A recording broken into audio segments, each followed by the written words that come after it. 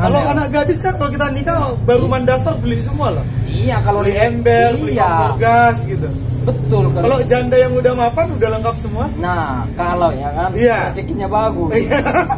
Tapi janda yang belum punya anak. Kalau janda bolonya gimana? Jangan, janda yang belum punya anak, belum pernah melahirkan gitu. Berarti itu namanya mamel.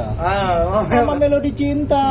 Udah lengkap semua, misalnya dia punya mobil, rumahnya udah ada, tinggal yang kompor gasnya udah ada. Iya. Piring udah ada. Iya kan? Ada AC-nya. Hidupin saya ngasih kita. Udah ada lengkap gitu loh. Gaskanlah. Gaskanlah. Mobil udah ada, motornya ada, rumah ada. Kalau anak gadis udah pernah aku tengok kawanku, udah pernah gak kamu lihat kawanku? Mulai dari keset kaki beli, tong sampah. Tapi kan rezeki itu nggak tahu kita bang, ya kan? Ya itu. Kan kita kalau merintis dari nol ini kan kita lebih. Inilah. Chemistry-nya lebih dapat. Bos yang dari nol ini aku paling gak suka. Kan chemistry lebih dapat. Kan, lebih dapat, ujung-ujungnya berantem ya kan? Itulah, memang kalau memang kita mental kita udah siap harus dari nol tadi kan. Ya udah laksanain. Karena kenapa saya sampaikan tadi kalau yang tadi belum siap secara finansial, jangan dipaksa. Jangan terpaksa. Kecuali udah siap mental. Iya. Tapi mental ini kan sangat mempengaruhi keberlanjutan hubungan tadi. Pernikahan tadi. Ketika misalnya secara ekonomi terjadi pergeseran, misalnya PHK atau apa. Nah, kalau mentalnya bagus kan mereka akan tetap bersama, saling menguatkan. Tetap bertahan masih. Tetap bertahan. Nah, kalau mentalnya belum siap karena dorongan orang tua lah, bisa. Tinggalkan itu. Jangan laki itu sombing itu. Habis. Itu karena paksaan tadi kan. Tapi karena udah mentalnya memang udah pengen kuat, punya impian sama. Aku nanya lah sama orang abang ini, abang. Apapun badannya nggak mau. Jadi apalah kayak mana kalau kita menjalani cinta itu beda agama? Apa yang harus kita lakukan? Beda agama. Sebelum kamu pacari dia, kamu nggak usah dekati awalnya. Tapi misalnya aku terlanjur sayang sama cewek. Nggak ada terlanjur sayang. Itu bisa kamu kontrol dari dirimu. Berarti tergantung si laki-lakinya atau tergantung si perempuan? Tergantung dua-duanya. Iya. Ibaratnya gini. Kita umpamanya gini kan. Aku udah terlanjur masuk ke rumah tetangga. Kalau terlanjur masuk itu kan karena kita mulai melihat pintunya dulu. Iya ya. Kita pegang dulu engselnya, kita buka masuk. Sama dengan perempuan dan laki-laki. Iya ya. Kalau kita nggak buka hati ataupun nggak penasaran dengan seseorang, nggak akan jatuh hati. Iya ya. Makanya sebelum pacaran, ya jangan kamu masuk. Iya. Ke sana, udah tahu kamu beda agama. Udah tahu kamu akibat kalau pacaran beda agama, fatal akibatnya di Indonesia ini. Kamu jangan dekati dia, jangan respon dia gitu. Udah itu aja. Yang jadinya nanti kamu udah jadian, ujung-ujungnya nggak jadi nikah karena bentuk agama, karena orang tua nggak setuju. Hatimu sakit, hati cewek pun sakit. Mending di awal langsung antisipasi, cegah. Gitu. Apa agamamu? Aku kenalan nggak? Mungkin nggak kenalan kalian. Iyalah. Ya kenalan kan? Udah nggak usah lagi dekati, teman biasa aja, as a friend gitu. Teman biasa aja. Kalau saran saya kalau udah ada kian ini, misalnya kan adanya tengoknya lain. Tapi banyak yang kayak gitu menjalin hubungan bang. Iya banyak. Yang tapi penting sengsara yang kedua belah pihak ya. Sulit untuk memutuskan. Karena kenapa? Ibaratkan kita lah pribadi masing-masing. Kalau kita rela ngikut si cewek silakan. Kalau si cewek nggak rela ngikut kita paksakan, kasihan juga. Iya betul. Makanya antisipasinya di awal. Iya, antisipasinya di awal. Iya. Seandainya pun dirimu sekarang pacaran sama beda agama, udah tinggalkan aja dari sekarang. Itu keputusan yang pas. Tapi kalau memang benar-benar udah terjalin hubungan itu, biar nggak ada yang dirugikan sama-sama lagi, ya pindah agama dengan agama yang baru. Kalau ada yang mau kan gitu. Ya kan deal ya kan. Iya. Kalau nggak mau, makanya aku bilang. Tapi sebelum maju ke pernikahan masih pacaran udah bisa disoundingkan sama orang tuanya. Ketika pacaran, mak pacarku Islam, Kristen, Buddha gitu, Hindu, udah lintas agama lah. Kalau salah satu dari orang tua nggak setuju, udah putuskan aja hari itu, nggak usah lama-lama.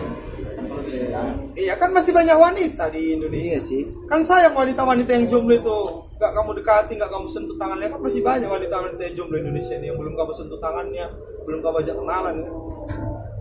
Iya, berat ya. Kalau bahas percintaan ini yang panjang nggak ada habisnya. Iya. Apalagi cowok sekarang, apalagi yang mau nikah, mau orang Batak entah suku apa, wanita zaman sekarang ya dengar ya video ini buat wanita. Kalian wanita mau nyari calon suami, tolong jangan nyari spek pria idaman seperti malaikat atau seperti nabi. Tak akan dapat, susah. Kalau kamu nyari spek nabi, spek malaikat, kamu pergi ke surga lah. Tanya Nabi Gabriel gitu kan. Nah, itulah. Kalau kamu nyari pria spek nabi, nggak merokok, nggak inalah, ke surga lah kau. Carilah situ. Harus ganteng, harus kaya, harus ini. Nggak minum, nggak merokok. Spek nabi kan. Harus bisa belah lautan. Ini khusus wanita Indonesia. Suku agama apapun. Iya, betul itu. Iya, susah loh. Kalau saran saya yang penting karakternya bagus. Iya, itulah. Cita-citanya bagus, itu aja. Nyatanya kulihat di medsos berseliweran itu di TikTok, IG, Facebook. Mereka ini nyari spek nabi gitu, malaikat. Itulah makanya banyak jomblo laki-laki karena mereka udah ini biarin aja, bukan saya. Tapi kalau kriteria cewek abang apalah? Kayak mana kriteria abang? Kalau kriteria saya sih kita nggak munafik, kita juga laki-laki, kita juga memilih bang. Ibaratnya cantik itu bonus, tapi hati, ya kan, kepercayaan. Nah, lah kalau baru itulah karakternya bagus, mentalnya bagus. Iya, itu aja sih. Kalau masalah dia latar belakangnya dia miskin, tidak mampu, nomor kesekiannya itu. Bang Laban sama juga? Iyalah. Yang penting karakternya, satu visi dan misi, satu iman gitu. Dan paling utama terima kita padanya. Terima kita padanya. Itu yang berat ya bang ya. Iya sih. Jangan kayak anak-anak gadis Indonesia. Ketika kamu masih gadis, masih muda, masih fresh, kamu milih-milih cowok. Kamu selektif kali lihat cowok sampai kamu nggak nikah sampai usia tua gitu kan. Terus kamu nikah. Janda. Mencari pria yang bisa terima apa adanya. Itu sering kali. Tobat kau ya wanita-wanita. Tobat kau, jangan sampai kayak gitu.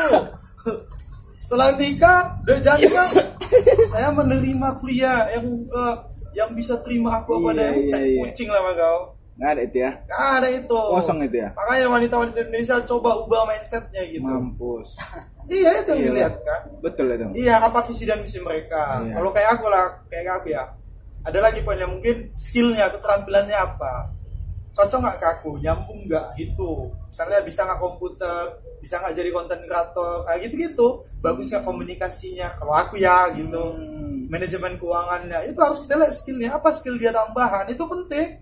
Untuk menunjang ekonomi kita. Betul. Bisa nggak dia menjahit, atau salon apalah. Di luar skill dia waktu kuliah, waktu sekolah gitu. Bisa nggak main musik, bisa nggak nyanyi dia gitu, tapi nggak harus semua kriteria itu. Paling tidak adalah satu skill yang dia miliki untuk menunjang ekonomi kita ke depan. Jago nggak dia bisnis jualan, jago nggak mentalnya kalau jualan, kan ada orang nggak sanggup kan, banyak malu jualan.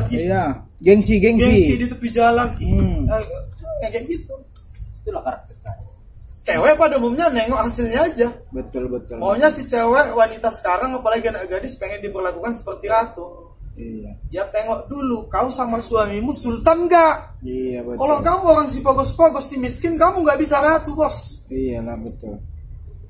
Dia kan pengen cari itu, nanti disuruh nyuci, nyuruh ini, atau di medsos itu. Suruh nyuci, gosok baju. Emangnya aku jadi babu? Ya memang itulah tugasmu. Perempuan. Iya, kalau kamu nggak mau megang itu, kamu jadi raja lah. Ratu Elizabeth lah. Di istana lah. Mungkin si perempuan ini kesal dengan laki-lakinya. Kenapa sih aku jumpa kayak gini gitu. Tapi kalau kita sukses, ibaratnya kita sama dia, pasti kita milih dia. Tapi pas pernikahan itu udah sukses belum dia? Suamimu sultan enggak, orang kaya enggak? Kalau orang miskinnya, kau cewek miskin, cowokmu juga miskin, calon suamimu, kamu jangan berharap seperti ratu dibuat. Emangnya kau udah sanggup bayar pembantu untuk nyuci bajumu? Kan enggak. Kontrak pun di kos-kosan di Sagulung sana. Di kamar-kamar kos. Jadi kau pembantu. Kecuali kau nikah sama sultan. Sultan dari Arab sana, punya kilang minyak, raja minyak, oke lah. Dan itu pula, ya kan, ini untuk wanita ya. Wanita ya. Iya. Kau pun tahu mau cuman golek-goleknya di kamar kos. Golek-golek, Bang. Ting-ting malas gitu, tapi berharap nyari suami spek Nabi. Aloban. Makan kuat kerja sogan. Kau udah apa kali rupanya kau cewek Indonesia kau betina. Udah apa kali kau udah kaya kau rupanya. Udah cantik kali kau. Iya. Udah banyak skillmu. Udah S1 S3 kau rupanya. Jadi untuk yang di kriteria kata Bang ini, kalian rubahlah sikap kalian itu. Gondok kali aku nengok di basis itu. Kalian rubahlah. Karena kita sama-sama berjuang ya kan. Iya, kan? benar. Iya.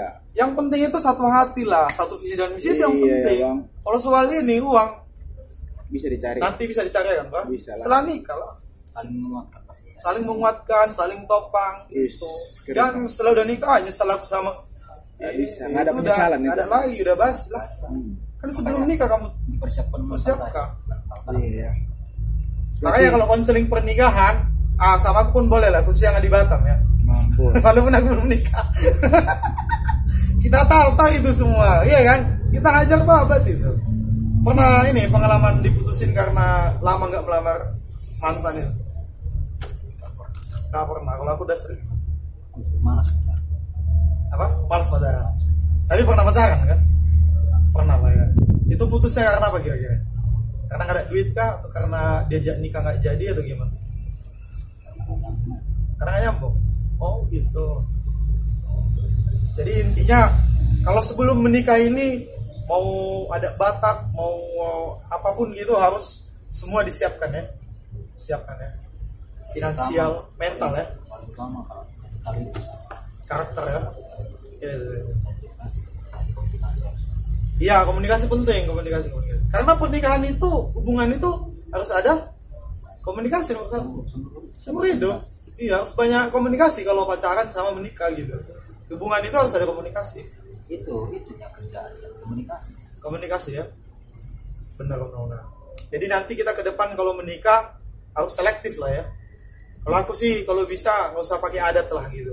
Aku pemberkatan di gereja aja. Jadi sisa uang yang aku bilang 100 juta itu bisa aku putar bisnis gitu. Atau honeymoon ke Bali gitu kan.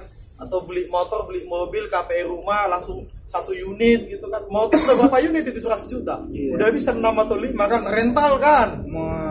Atau beli sawit 100 juta berapa hektar, Bu? Mampus. Berapa duit itu? Kalau udah ada sawitnya? 100 juta. 2 hektar 100 juta tanpa kamu buat adat. Mampus. Kalau kamu buat adat balik lagi dari nol kan? Itu yang selalu kita dengar. Ya itu, bro. Kita kan pengen lihat perjuangan cowok kan dari nol gitu. Dia udah spending money 200 juta, 150 juta waktu nikah. Rental mobil, musik, keyboard, syuting video, apalagi jagal, catering, ulos, ikan mas. Habis 150 juta. Mau arsik Batak, Bah. Iya. Mampus. Jadi kalau cuma pemberkatan udah habiskan aja 15 juta, 20 juta dan mewah itu kan. Iya kan? Dan mewah kan di kembali pribadi sih kalau berarti memang 100 juta ya kalau kita nikah. Lebih lah, tergantung undangmu. Iya segitu lah kalau di apalagi B2 mal sekarang, Bro. 100 lebih ya, di sini kalang aja 120 sekilo. Kamu ngambil udah 100 lebih sekilo B2. Acara di kampung biasanya terparos gitu. Itulah, sekali pesta kan, apalagi sampai mengadati ya. Itulah. Kalilah 120.000 atau 100.000 aja lah, sudah berapa itu? Cuman dagingnya aja loh, belum berasnya berapa kilo, berapa sak, belum bumbunya, belum ikan mas sama bumbunya. Mati. Belum mulus bata. Capek. Iya, Bang. Belum rental keyboard, tarata, tenda segala macam. Makanya habis sewa mobil yang dipita-pita itu. Iya, fotografer, film. Kalau aku biar menorkan diri nanti, apiko. Apa itu? Angkat piring kotor. Jadi itulah intinya. Jadi kita yang lajang-lajang di sini sebelum nikah persiapkan segala dulu ya, Bang. Sesuatunya. Terutama yang dipersiapkan itu apa tadi, Bang? Soal mental. Mental ya. Karakter diri sendiri. Iya. Komunikasi sama ya. cewek ya. Kalau itu udah oke, baru lanjut lah. Pokoknya persiapan segala sesuatunya sebelum menikah. Tapi kan ibaratnya kayak orang abang ini ya. Orang abang kan ibaratnya udah berumur ini kan. Belum otomatis lah. Udah mateng. Belum kan? lah. Ibaratnya udah mapan. Nah, udah mapan gitu. Jadi kemapanan orang abang ini apa yang abang apa? Ini kan maksudnya apa sih? Apalagi yang ditunggu gitu. Gitu. Kan udah mapan kan. Jadi cewek itu kan nyari yang mapan. Tapi ketika abang jumpa cewek, abang ajak nikah. Bullshit kalau cewek itu nggak mau. Ceweknya yang nggak mau. Masih ceweknya juga belum sanggup untuk menikah sebenarnya. Di mulutnya aja dia siap menikah. Realitanya sih cewek ini nggak sanggup nikah. Belum sanggup dia jadi seorang ibu, belum. Perempuan itu penakut. Penakut. Iya ya. menakutnya gimana? Kenapa mereka sering milih cowok itu karakternya mapan untuk kedepannya prediksinya? Itu mereka takut. Kehidupan mereka nanti suatu saat udah diprediksi mereka kehidupannya gini-gini. Susah nanti aku ini ya gitu. Udah ada di mindset dia ya. Iya, nggak ada mindsetnya. Kami fighting nih, kami berdua jadi sukses. Jarang itu. Jadi kalau kita kan fightnya terus sekali melangkah ya ajar terus. Iya. Cuman si cewek udah langsung ke situ mindsetnya. Nggak ada kerjanya. Sedikit gajinya. Miskinlah aku nanti setelah nikah. Sengsara aku nanti jadi istri. Ya gitu kan? Iya. Tapi padahal laki-laki itu sebetulnya itu udah lewat masalah pemikiran seperti itu. Yes. Udah melakukan usaha, betul. Usaha yang betul. sudah dilakukan. Udah take action sebenarnya. Iya. Makanya laki-laki itu sebetulnya menurut aku ya, ketika dia sendiri, disitulah dia nampak asli. Ketika dia sendiri, laki-laki biasanya sendiri di kamar itu merenung. Benar. Betul. Seglamor apapun orangnya, kesannya nampaknya sehari-hari dia kuat, dia happy, memikirkan apa-apa. Iya. Nah, ketika dia sendiri, di dalam rapuh gitu ya. Di dalam di kamar, bahkan laki-laki itu bukan sekedar merenung, nangis Iya, bisa. betul. Gak cuma cewek nangis, cowok juga bisa nangis. Perempuan itu nangis cuman nangis cengeng aja. Iya. Kalau laki-laki dalam kita. Kalau cewek nangis kan itu sebagai senjata buat mereka. Senjata, kebanyakan. Kebanyakan gitu cewek-cewek. Sad girls. Sad boy. Sad boy. Sad boy. Itu kan nangis-nangis cengeng. Iya, benar. Bukan meratapi nasib bagaimana. Iya. Itu bedanya cewek sama cowok. Tapi kalau di luar kan kita kan enggak ini. Kita nggak nampakkan itu loh. Kalau cewek mau nampakkan itu. Yang sering terjadi kalau kita jumpa nih sama cowok nih. Iya. Kau cengeng kali, lemah kali, pun kau kayak gitu. Padahal faktanya dia yang sering ngomong gitu. Dia yang lemah. Dia yang paling sering menatap. Karena kenapa dia berani gitu? Karena kan di memori dia sudah menggambarkan pemikiran si kawan yang diajaknya itu yang lagi sedih itu ya. Sudah dialaminya. Iya. Orang biasa bisa berbicara karena sudah mengalami. Benar. Kalau nggak pengalaman orang lain dia lihat. Kalau nggak pengalaman orang lain. Kadang kita buat orang ketawa, buat orang humoris gitu kan. Padahal orang itu nggak tahu apa beban di belakang kita gitu. Kita kan hanya betul. sandiwara tadi. Itulah. Berarti betul juga kata Ahmad Abar, Wah. Dunia ini panggung sandiwara. Yes, benar. Semua. Iya ya. Sandiwara semua. Sandiwara ya. Gak ada yang real lah, susahnya. Ya itulah intinya. Buat kalian yang belum dapat Arokap, semoga cepat dapat Arokap lah ya kan. Siap. Dapat yang terbaik, dapat yang sesuai hati, oke?